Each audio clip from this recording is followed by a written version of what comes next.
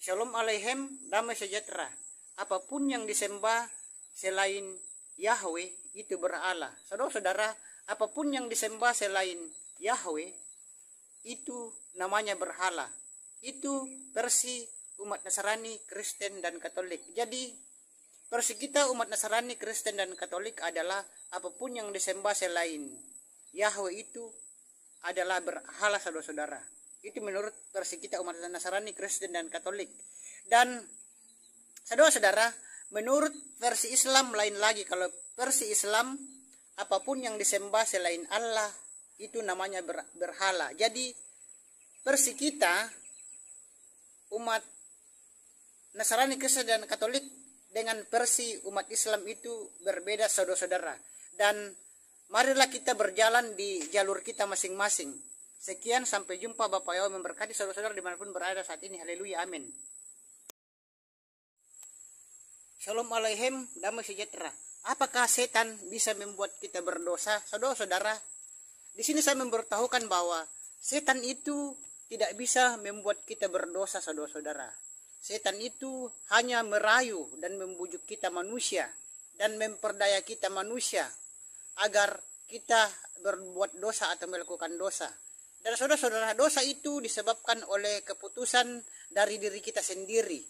Dan saudara-saudara, di dalam Yakobus 1 ayat 13 sampai 15 berbunyi, tiap orang itu dicobai oleh keinginannya sendiri. Dan saudara-saudara, setan itu hanya dapat menggoda Hawa. Setan menggoda Hawa di Taman Eden. Tapi Hawa lah yang memutuskan untuk berbuat dosa. Jadi keputusan untuk berbuat dosa itu ada di tangan Hawa, saudara-saudara. Jadi janganlah menyalahkan setan, saudara-saudara, karena keputusan untuk berbuat dosa ada di diri kita. Sekian, sampai jumpa. Shalom Aleichem, damai sejahtera. 12 hal yang setan tidak bisa lakukan.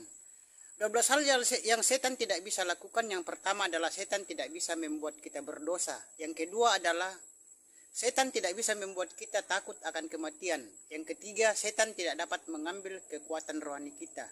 Yang keempat, setan tidak dapat mengganggu kita apabila kita bertindak mengusirnya. Yang kelima, setan tidak dapat mengontrol kita. Yang keenam, setan tidak maha adil. Dan yang ketujuh, setan tidak maha tahu. Yang kedelapan, setan tidak dapat memberi kebahagiaan. Yang kesembilan, setan tidak dapat melakukan sesuatu tanpa izin Tuhan. Yang ke-10, setan tidak dapat mencuri iman kita. Yang ke-11, setan tidak dapat menghancurkan masa depan kita. Dan yang ke-12, yang terakhir, setan tidak bisa menang. Itulah 12 hal yang setan tidak bisa lakukan. Sekian, sampai jumpa. Bapak Yahweh memberkati. Shalom Aleichem, damai sejahtera. Haruskah kita menyalahkan setan apabila kita berdosa? Saudara-saudara, apabila kita melakukan dosa, saudara-saudara, janganlah kita menyalahkan setan atau iblis, saudara-saudara. Mungkin kalau kita berbuat dosa, mungkin kita berpendapat saya melakukan dosa ini karena setan yang ada di dalam hati dan pikiran saya, atau setan yang selalu menggoda atau merayu saya sehingga saya melakukan dosa. Saudara-saudara, di sini saya mau mengatakan bahwa janganlah kita menyalahkan setan apabila kita melakukan dosa, karena setan itu hanya dapat menggoda dan merayu kita untuk melakukan dosa, saudara-saudara.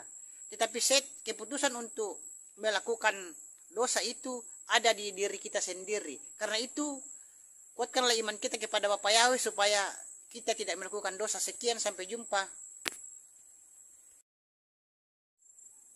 Shalom Aleichem, damai sejahtera. Bolehkah manusia dinamai Tuhan? Saudara-saudara dimanapun berada saat ini, ada orang di Jawa itu yang diberi nama Tuhan, dan di KTP-nya itu namanya Tuhan, saudara-saudara.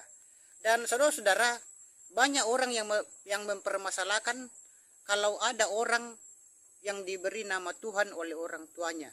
Dan saudara-saudara, di sini saya mau mengatakan bahwa Tuhan itu adalah sebutan atau jabatan atau gelar. Jadi Tuhan itu bukan nama Sang Pencipta langit dan bumi dan segala isinya, tetapi Sang Pencipta langit dan bumi dan segala isinya yaitu Yahweh. Yahweh Sang Pemilik surga, bukan Tuhan. Karena Tuhan itu adalah jabatan daripada Yahweh atau gelar daripada Yahweh, saudara-saudara. Jadi manusia bernama Tuhan itu tidak jadi masalah, tidak perlu dipermasalahkan. Sekian, sampai jumpa. Shalom Aleichem, damai sejahtera. Tuhan bernama Tuhan. Saudara-saudara, Tuhan itu adalah sebutan. Kenapa bisa jadi nama? Tuhan bernama Tuhan berarti ada Tuhan yang bernama Tuhan. Huruf besar semua, saudara-saudara. Jadi Tuhan yang mana, saudara-saudara? Dan kemudian Allah yang mana? Dan siapakah Allah itu sesungguhnya? Kita jadi bingung kan, saudara-saudara. Dan kalau kita mau belajar, pasti temukan kejanggalan yang terjadi.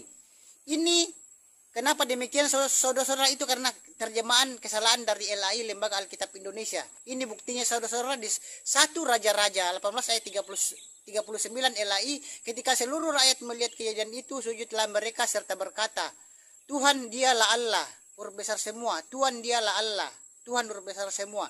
Tuhan dialah Allah, itu hanya huruf besar. Tuhannya huruf besar semua, saudara-saudara. Sekali lagi, Allah itu menurut kekristenan hanya sebutan.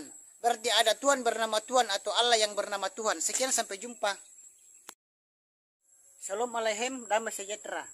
Bolehkah umat Nasrani dan Kristen di Indonesia memakai nama Yahweh? Saudara-saudara, saya mendengar ada umat Nasrani dan Kristen di Indonesia itu memanggil nama Sang Pencipta langit dan bumi dan segala isinya dan Sang Pemilik surga itu dengan nama Yahweh. Saudara-saudara, di sini saya mau mengatakan bahwa yang memakai nama Yahweh itu adalah orang Kristen Arab, karena orang Kristen Arab itu tidak mengenal huruf hidup. Jadi mereka menyebut nama Yahweh itu dengan Yahweh. Jadi kita orang Nasrani dan Kristen di Indonesia jangan ikut-ikutan menyebut nama Yahweh. Karena kita orang Indonesia mengenal huruf hidup. Jadi kita harus menyebut nama Sang Pencipta itu dengan Yahweh, bukan Yahweh. Jangan kita ikut-ikutan orang Arab yang menyebut nama Yahweh. Sekian, sampai jumpa. Bapak Yahweh memberkati. Shalom Aleichem, damai sejahtera. Apakah Allah itu dari Al-Ilah? Saudara-saudara, Allah itu bukan dari Al-Ilah, saudara-saudara. Dan orang Nasrani dan Kristen di Indonesia itu ada yang berpendapat bahwa Allah itu dari Al-Ilah. Padahal Allah itu bukan berasal dari Al-Ilah. Dan Allah itu, saudara-saudara, adalah nama sesembahan atau nama Tuhan umat Islam. Dan sebelum Islam lahir, saudara-saudara, Allah itu merupakan salah satu di antara 360 dewa suku Quraisy sebelum Islam ada. Dan dapat kita lihat di buku, saudara-saudara, di buku yang berjudul Jerusalem Countdown, yang juga di buku Islam in the Jews. Dan kita bisa lihat juga di buku Passing Over dan masih banyak buku-buku yang lainnya yang mengatakan bahwa Allah itu nama dewa atau sesembahan. Sekian, sampai jumpa.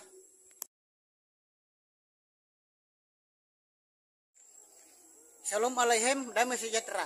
Apakah setan bisa membuat kita takut akan kematian?